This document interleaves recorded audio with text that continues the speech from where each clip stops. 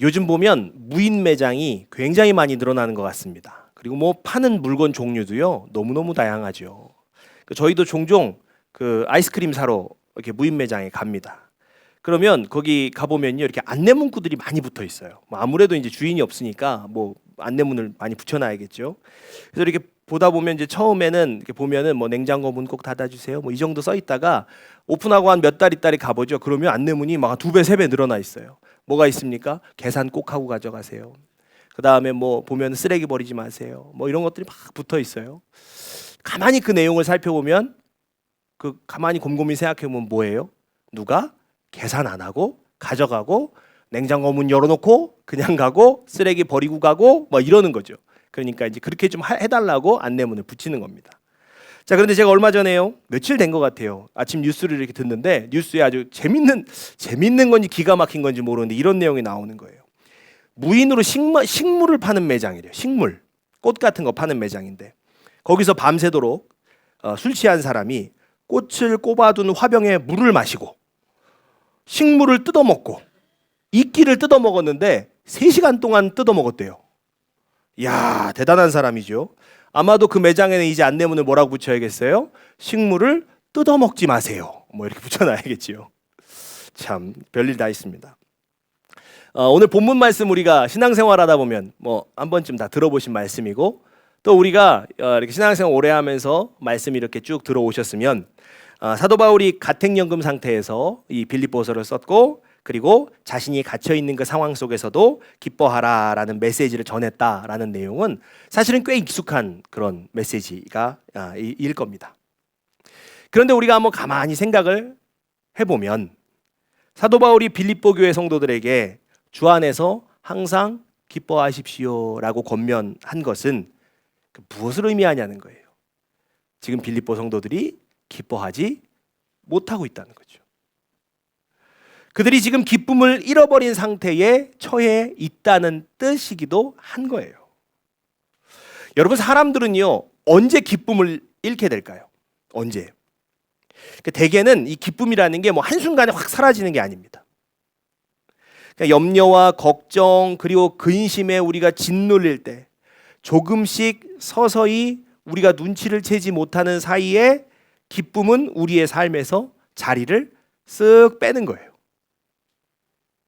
그래서 사도 바울이 오늘 본문을 보면 기뻐하라라고 말한 직후에 뭐라고 이야기합니까? 아무것도 염려하지 말고 다만 모든 일에 기도와 간구로 너희 구할 것을 감사함으로 하나님께 아뢰라 라고 권면하는 거예요. 여기 본문에서 말하고 있는 이 염려라는 것은 잠깐 걱정하고 마는 상태가 아니더라고요. 이 염려가 가득한 상태를 말합니다. 그러니까 걱정과 불안에 시달리고 있는 상태예요. 그러니까 바울이 뭐라고 얘기하는 거예요? 너희는 그런 염려와 불안에 시달리지 말아라. 그 염려와 불안에 가득 차서 시달리지 말고 모든 일에 기도와 간구로 하나님께 나아가면 하나님의 평강이 우리의 마음과 생각을 지켜주신다라고 말하고 있는 거예요. 여러분, 우리가 이 말씀을 가만히 살펴보면 뭘 발견할 수 있냐면 기독교가 걱정에 대하여서 이 걱정을 다루는 방식, 이 기독교가 걱정에 대하여 다루는 방식이 세상의 방식과는 분명히 다르다는 것을 우리는 이 말씀을 통해서 발견하게 되는 거예요. 여러분, 세상에선 이런 말 잘합니다. 뭐라고 얘기하냐면 아직 일어나지도 않은 일에 가지고 걱정하지 말아라. 아직 일어나지도 않은 일을 걱정하지 말아라. 뭐 세상이 그런 얘기 잘해요. 그렇게 권면해 주죠. 걱정하느라고 인생의 소중한 시간을 낭비하지 말아라. 이렇게도 권면을 잘 해주죠. 근데 말 자체는 맞죠. 일어나지 않은 일 걱정하는 거 뭐 필요 없는 일이고 또 뭐 걱정하느라고 시간 낭비하는 거 그거 좀 이상하죠. 말은 맞는데요. 그런데 문제가 뭐예요? 여러분, 사람은요 걱정을 안 할 수가 없다는 거예요. 여러분, 걱정을 안 할 수가 없습니다. 여러분, 다 정도의 차이가 좀 있을 뿐이지 우리는요 걱정이라는 늪 가운데서 사실은 다 이렇게 허우적거릴 때가 너무 많다는 거예요. 추우면 추워서 걱정, 더우면 더워서 걱정, 뭐 걱정할 게 얼마나 많아요. 여러분 다들 걱정에 자주 빠집니다. 다만 그 걱정을 다루는 방식이 조금씩 차이가 있을 뿐이에요. 누군가는요, 이 걱정에 함몰되어 가지고 진짜 아무것도 못하고 살아가는 사람들이 있어요. 멈춰버리는 거예요. 또 누군가는 이 근심을 억누르는 그거를 그냥 탁 떨쳐버리려고 막 자기 일에다가 쫙 그냥 집중해버리는 거예요. 어떤 사람은 술에 의지하여서 걱정을 떨치려고 하죠. 또 어떤 사람은 영화나 드라마 같은 거 이런 거 보면서 좀 가상 세계로 이제 도피를 하는 거죠. 요즘은 또 뭐 어때요? 숏폼. 이거 보면서 그냥 시간을 이렇게 그냥 보내는 거죠. 여러분 그리스도인들이라고 해서 걱정하고 염려하고 이런 거 안 하나요? 아니죠. 여러분 그리스도인들도요, 염려하고 걱정하고 근심에 빠지는 일들이 허다합니다. 허다해요. 그러나 여러분, 내가 왜 예수 믿는데 근심 걱정에 빠질까? 내가 예수 믿는데 왜 이 염려에 빠져 있을까? 내 믿음이 좀 문제가 있는 거 아닐까? 여러분 그렇게 의심하지 않으셔도 괜찮아요. 왜냐하면요, 성경은 염려와 걱정을 부정하지 않기 때문이에요. 부정하지 않아요. 여러분 성경은요, 예수 믿으면 모든 근심 걱정 사라진다고 말하지 않습니다. 성경은 분명히 우리의 삶이 걱정과 근심에 짓눌릴 수 있다는 사실을 알고 있어요. 그리고 바로 그 현실을 전제로 해서 세상과는 전혀 다른 아주 적극적인 대책을 우리에게 제시해 주는 거죠. 여러분 그 대책이 오늘 본문 말씀이에요. 자, 우리 다시 한번 읽어보겠습니다. 성경이 제시하는 아주 적극적인 이 대책. 빌립보서 4장 6절로 7절. 같이 읽습니다. 시작. 아무것도 염려하지 말고 다만 모든 일에 기도와 간구로 너희 구할 것을 감사함으로 하나님께 아뢰라. 그리하면 모든 지각에 뛰어난 하나님의 평강이 그리스도 예수 안에서 너희 마음과 생각을 지키시리라. 아멘. 여러분 바울은요, 기도와 간구로 너희 구할 것을 하나님께 아뢰라고 말하고 있습니다. 자, 그런데 우리가요, 이 말씀을 읽으면서 놓치고 있는 부분이 하나 있어요. 그 부분이 뭐냐면 바울은 여기에서요, 기도와 간구라는 것을 의도적으로 분리해서 쓰고 있다는 거예요. 이걸 의도적으로 분리하고 있는 거예요. 바울은 먼저 기도를 언급하지요. 이 기도는 우리가 얼마 전에 이제 그 말씀 가운데서 제가 언급했던 건데, 이 기도라는 단어는 프로슈케예요. 프로슈케. 그러니까 우리가 흔히 생각하는 것처럼 그냥 무엇 달라고 요청하는 기도, 그거 아니라는 거예요. 그럼 이 프로슈케는 뭐냐? 하나님을 경배하고 예배하고 기도하는 행위 전체를 포함하는 단어예요. 그러니까 염려와 걱정에 눌릴 때 우리가 가장 먼저 해야 할 일이 뭐다?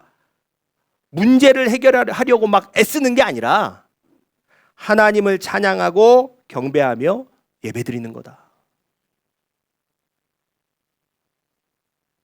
여러분, 우리가요, 걱정과 염려에 막 짓눌릴 때 하나님께 간구했음에도 불구하고 하나님의 평강이 우리의 마음에 임하지가 않고 여전히 마음과 생각이 요동쳤던 이유가 뭐냐? 바로 여기 있는 거예요. 바로 여기.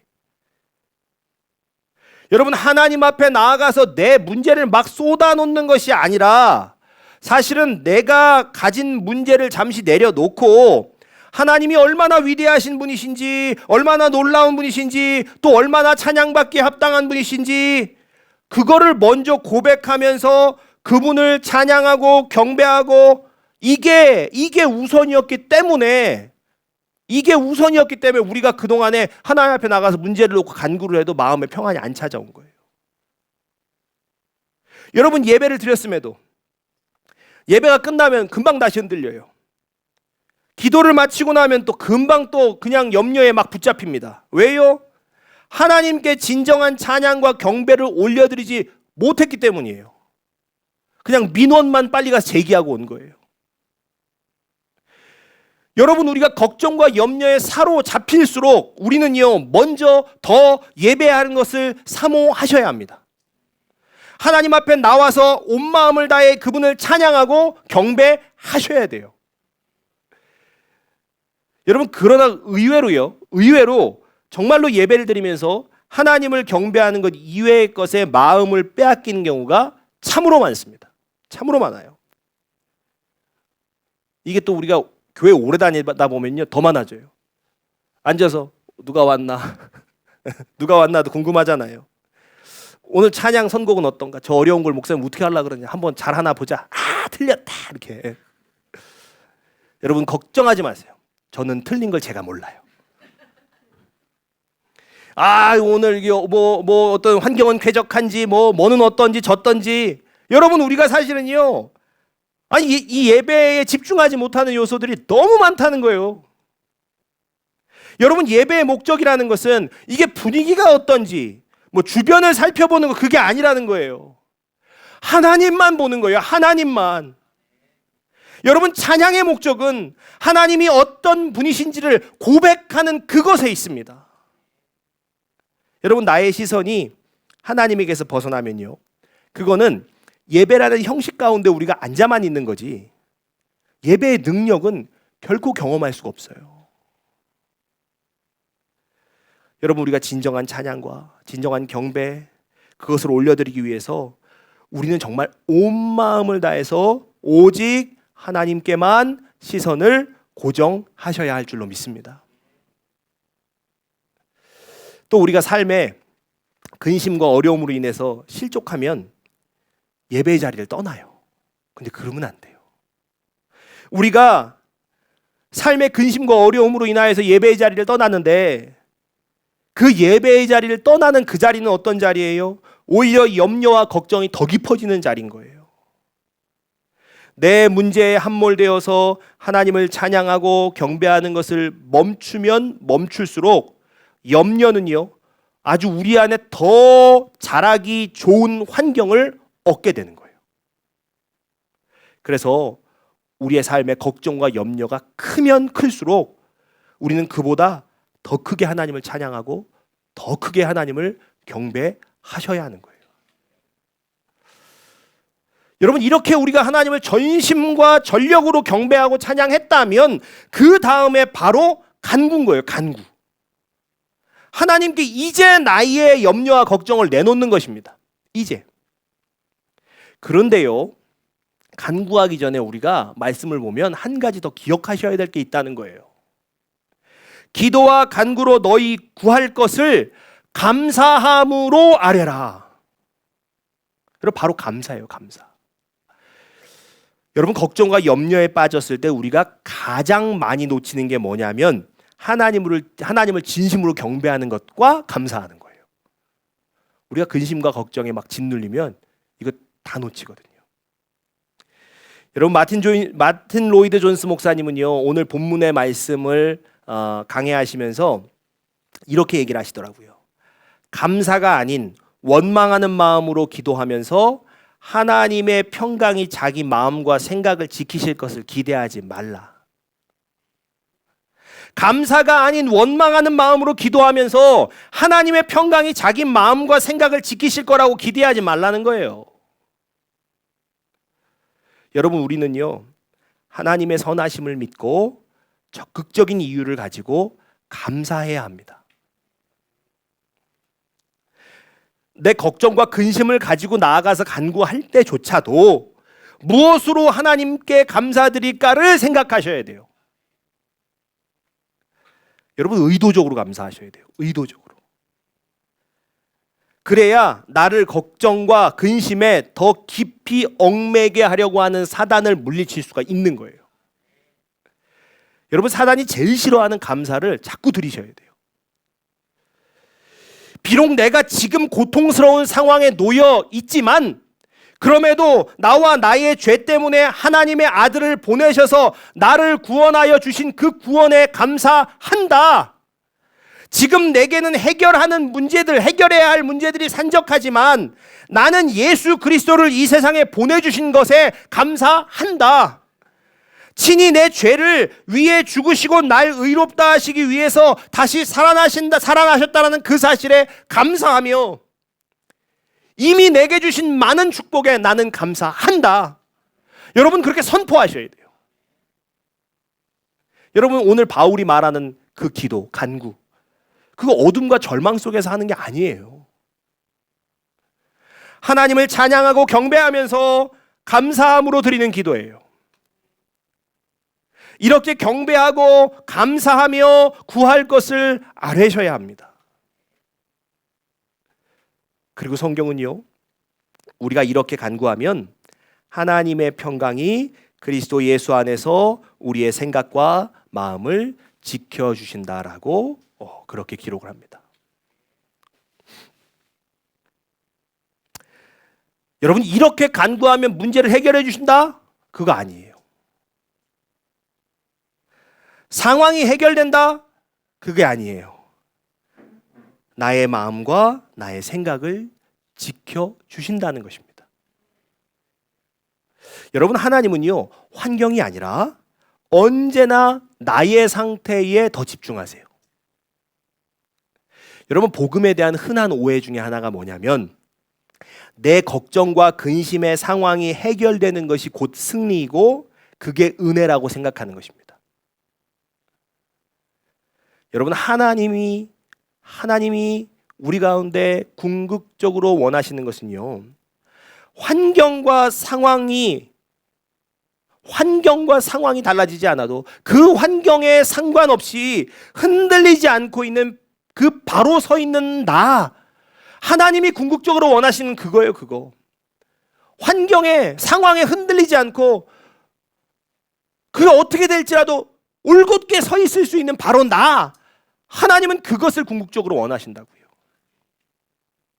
어떤 환경이 올지라도 극복할 수 있는 것, 어떤 환경이 올지라도 이겨낼 수 있는 것, 여러분, 이것이 진정한 승리이고 은혜입니다. 그래서요, 어떤 환경 속에서도 마음의 평강을 누리게 되는 것이죠. 여러분, 바로 이게 하나님께서 우리에게 주시고 싶어 하시는 은혜입니다. 자, 여기서 우리가 하나님의 평강이 우리의 마음과 생각을 지키시리라 라는 표현을 조금 더 자세히 살펴보겠습니다. 지키시리라 라는 단어는요, 푸르레오라는 단어예요. 이 단어는 파수병이 보초를 서다, 군사가 성을 둘러싸다 라는 뜻입니다. 그러니까 하나님의 평강은 우리의 마음과 생각이라는 성벽 주위에 서서 파수병처럼 보초를 서는 거죠. 나쁜 생각이 우리 마음에 못 들어오게, 사단이 주는 염려와 두려움이 우리 생각을 점령하지 못하게 순찰을 돌면서 지켜주시는 거예요. 여러분, 하나님의 평강이라는 것은요, 이렇게 아주 적극적이고 능동적으로 우리를 지키고 보호하세요. 그러니까 하나님의 평강이라는 게 문제가 사라진 자리에 오는 어떤 보상, 이 정도 수준이 아니라는 거예요. 문제가 여전히 남아있는 자리에서 하나님께서 우리를 파수하신다라는, 하나님께서 우리를 지키신다라는 증거라는 거예요. 증거. 여러분, 이 하나님의 평강이 나의 생각과 마음을 아주 적극적이고 능동적으로 지켜주시는 것을 경험하고 싶지 않으십니까? 언제나 상황과 환경에 휩싸여서 걱정과 근심에 짓눌리는 것을 반복하는 삶을 이제는 끝내고 싶지 않으십니까?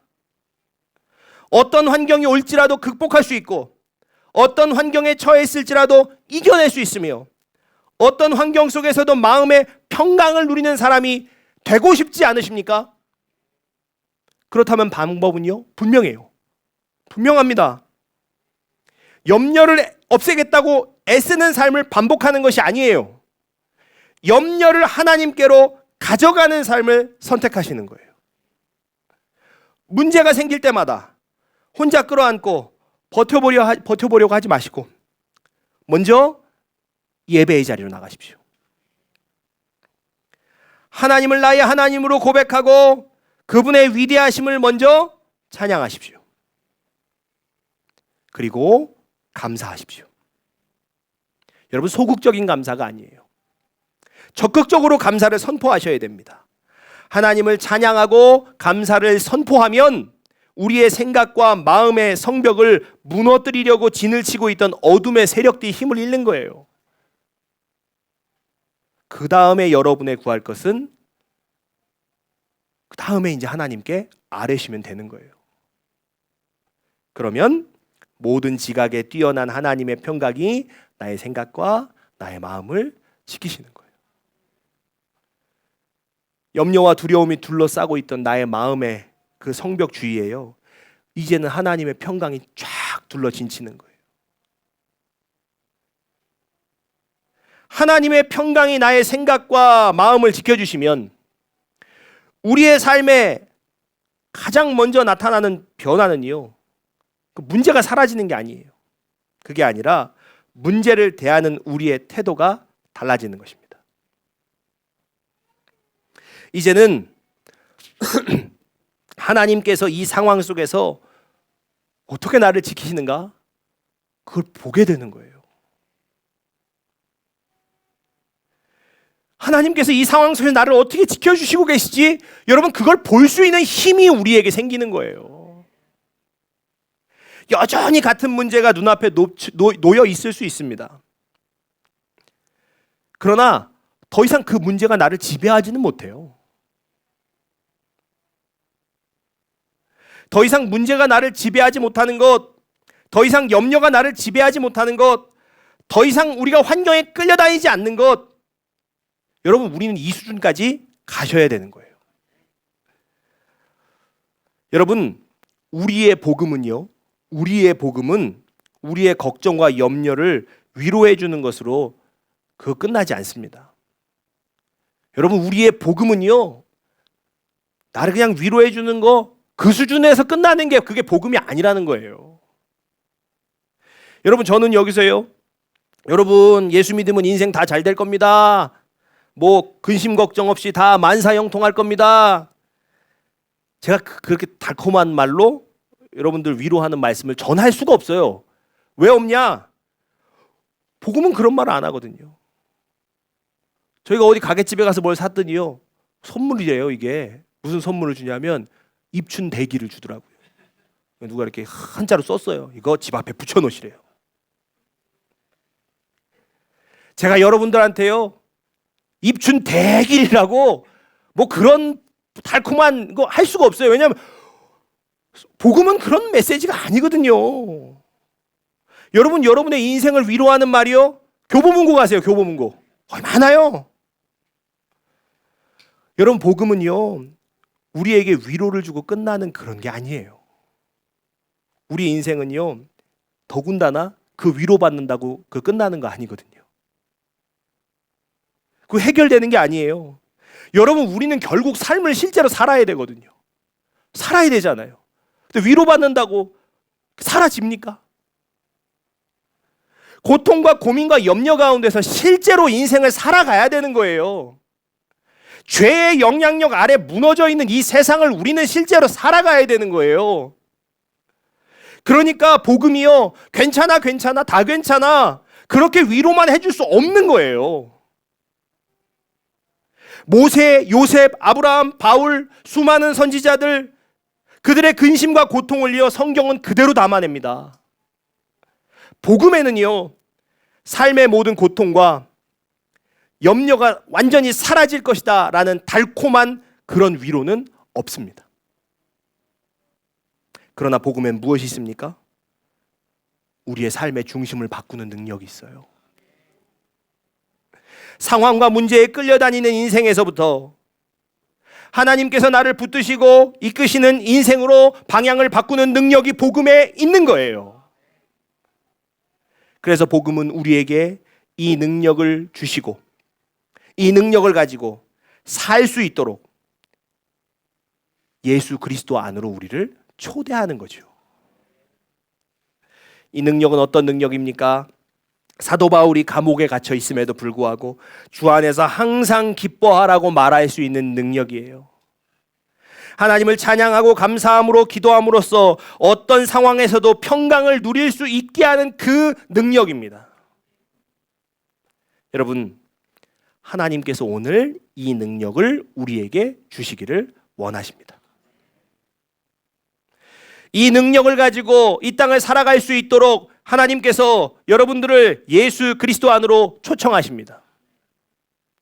삶의 근심과 고통이 여러분을 짓누를 때 여러분 경배하고 찬양하는 자리로 나아가십시오. 하나님 앞으로 나아가십시오. 감사를 선포하십시오. 여러분의 필요를 간구하십시오. 그러면 하나님의 평강, 그 평강이 우리의 생각과 마음을 지키고 보호하여 주실 것입니다. 그 평강이 더 이상 환경과 문제에 끌려다니지 않는 삶으로 우리를요 한층 성장시켜 주실 거예요. 여러분, 이 복음의 능력을 가지시는 저와 여러분 되시기를 주의 이름으로 축복합니다. 아멘. 우리 찬양하고 기도하겠습니다.